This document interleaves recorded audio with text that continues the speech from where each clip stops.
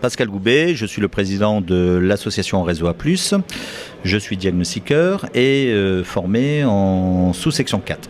Je vais poser des questions à Madame Abadi de la Directe Auvergne-Rhône-Alpes. Voilà. Donc nous allons parler aujourd'hui du diagnostic avant travaux qui s'appelle selon les régions RATU ou DAT ou rapport avant travaux. Donc au niveau de ces diagnostics, à quel moment est-il devenu obligatoire selon le Code du travail ? Alors en fait, dans le Code du travail, il n'y a pas, jusqu'à peu, il n'y avait pas d'obligation à proprement parler appelée repérage avant travaux, mais celui-ci se déduit en fait de l'obligation d'évaluation des risques de l'employeur, qui donc avant toute intervention devait faire un repérage pour évaluer le risque amiante.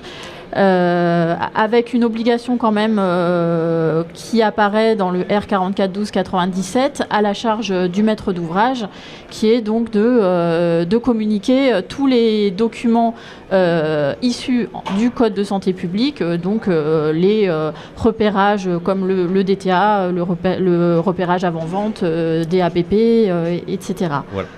Donc, est-ce que vous pensez que quand un donneur d'ordre donne un DTA ou un DT pour faire des travaux, est-ce que c'est un rapport assez nécessaire pour qu'il puisse faire ses travaux ? Alors c'est nécessaire, mais c'est pas suffisant.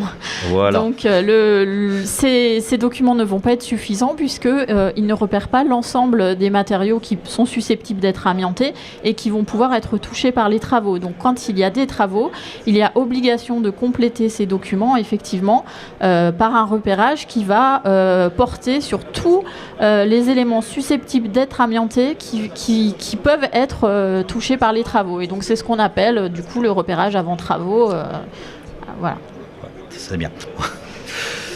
Alors le RATU, pourquoi on dit TU à la fin ? Alors parce qu'il va servir pour faire des travaux par la suite. Donc c'est dans le cadre effectivement des travaux ultérieurs sur ouvrage qu'on parle de... Voilà. Alors le RATU... ou le rapport avant travaux, il se réintègre dans un autre document. On peut le mettre dans un autre document de type DTA, puisque normalement le DTA permet à la base d'être sur deux familles de produits, liste A et liste B, et tout autre travaux doivent être indiqués dans la fiche récapitulative qui permet de faire la gestion des usagers du bâtiment et en même temps, s'il est mis à jour, aussi pour le travailleur qui va travailler dans le bâtiment, s'il est mis à jour, je dis. En fait, le DTA, c'est une obligation qui est à la charge du propriétaire. Tout à fait. Voilà, et donc effectivement, si l'utilisateur, ou qui peut être aussi le propriétaire, fait des travaux et donc dans ce cadre-là va faire un repérage un peu plus poussé, ce repérage sera intégré dans le DTA pour avoir un document le plus... Mis à jour. Mis à jour. Voilà. Bon.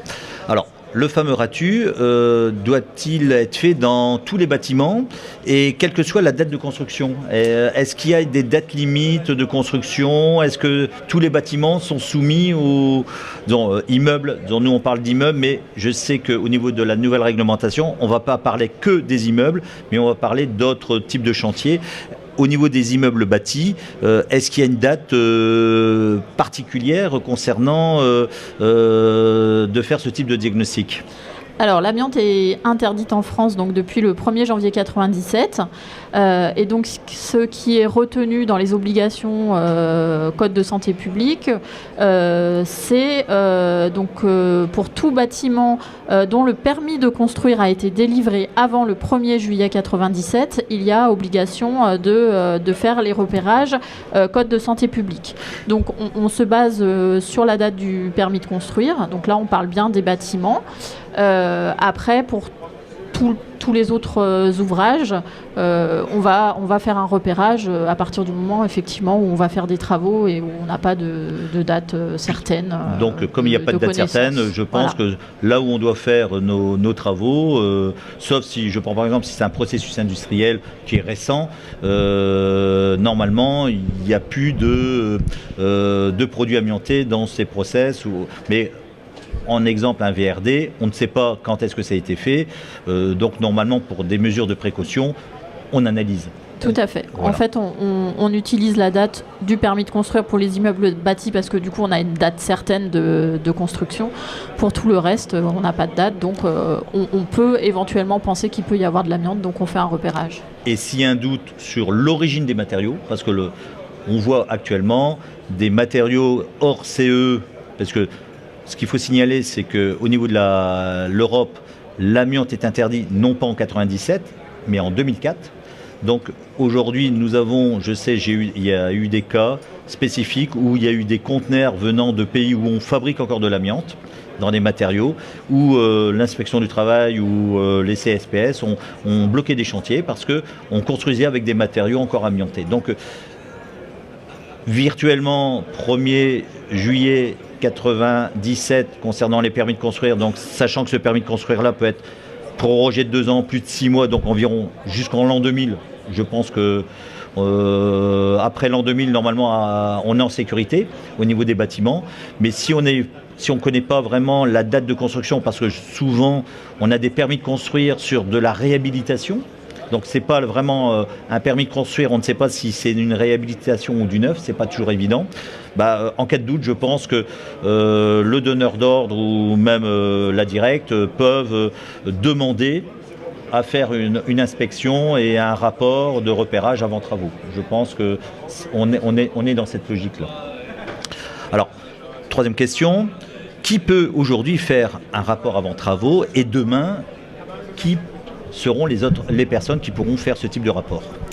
Alors, jusqu'à le décret de 2016, 2017, donc on n'a pas d'obligation de ce repérage avant travaux directement dans le code de travail, et donc ce repérage, c'est pas un repérage code santé publique, donc du coup il n'est pas obligatoirement fait par une entreprise certifiée.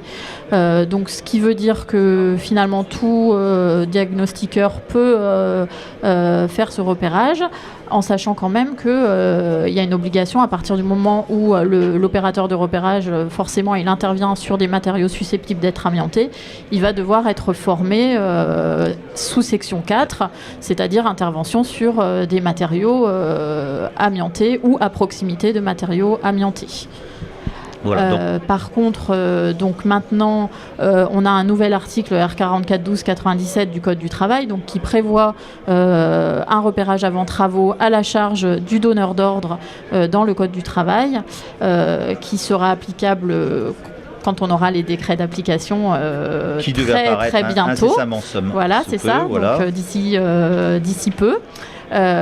Et dans ce cadre-là, ce sera peut-être soumis à certification, comme pour les repérages Code de santé publique. Donc, si j'ai bien compris, la certification, c'est vraiment le Code de la santé publique aujourd'hui. Donc les personnes, les opérateurs de repérage qui font de l'avant-travaux aujourd'hui doivent être au minimum formés en SS4, parce que c'est le Code de la santé, le Code du travail. Être assuré pour ça, parce qu'il faut être assuré légalement.